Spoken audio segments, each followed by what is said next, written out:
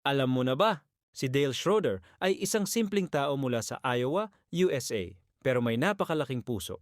Si Dale, isang carpenter, hindi mayaman, hindi kilala. Pero may isang bagay na napakabihira. Habang siya'y nabubuhay, nag-ipon siya ng malaki para sa isang layunin. Nakaipon siya ng halos 3 milyong dolyar.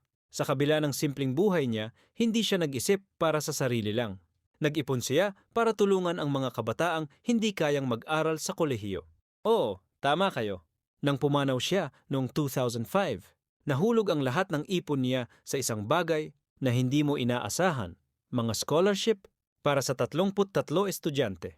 Mga estudyanteng hindi kayang mag-aral, binigyan niya ng pagkakataon na matupad ang kanilang pangarap sa kolehiyo. Si Dale Schroeder ay isang halimbawa ng tunay na kabutihang loob. Hindi kailangan ng yaman o kasikatan para mag-iwan ng malaking impact sa mundo. Ang pagkakaroon ng malasakit, yun ang tunay na halaga. At ikaw, paano mo balak mag-iwan ng legacy? Let me know in the comments.